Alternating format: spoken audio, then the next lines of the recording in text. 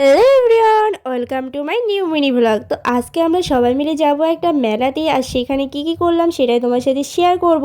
এখানে আমি তো রেডি হয়ে গেছিলাম, আমার এই বুনুটা এখনও রেডি হচ্ছিল। এরপর সবাই মিলে বেরিয়ে পড়েছি মেলায় যাওয়ার জন্য।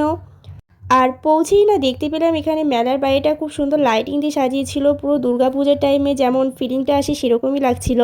এরপর সবাই মিলে মেলার ভিতরে ঢুকি। তো এটা ছিল আমার একটা মাসি আর এটা ছিল একটা দিদি। আর মেলায় ঢুকেই না দেখতে পেলাম শুধু সাজাগোজার বা খাবারের জিনিস না, তার পাশাপাশি কিন্তু এখানে অনেক জামা কাপড়ও বিক্রি হচ্ছিল।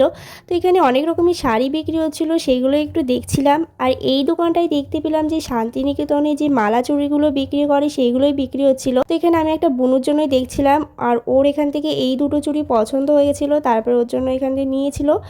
আর ওকে বেশ সুন্দর লাগছিল এই চুড়ি দুটো পরে। আর মেলায় দেখতে পেলাম যে ড্যান্সের প্রোগ্রাম হচ্ছে, তো এখানে বেশ সুন্দর ভারতনাট্যম ড্যান্স হচ্ছিল, খুব সুন্দর লাগছিল দেখতে। আর এরপর কিছুক্ষণ আমরা ড্যান্সের প্রোগ্রাম দেখে তারপর মেলা ঘোরার জন্য বেরিয়ে পড়েছি আবার। আর মেলা ঘুরতে ঘুরতে আবার এই বান্দরগুলোর সাথে দেখা হয়ে যায়। তো আমাদের সবার কিন্তু প্রথমে একসাথেই আসার কথা ছিল, কিন্তু এরা আগে চলে এসেছিলো আর আমি একটু পরেই এসেছিলাম।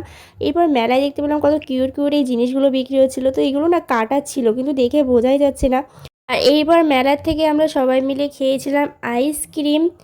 আর এরপর আমরা দেখতে পেলাম এখানে একটা শিব ঠাকুর ছিল, তো জায়গাটা বেশ সুন্দর ডেকোরেট করা ছিল। তার পাশে দাঁড়িয়ে আমি আর আমার বোন কয়েকটা ফটো তুলি। আর এবার বাড়িতে চলে আসি। তো আজকের মতন ব্লগটা এখানেই শেষ করছি।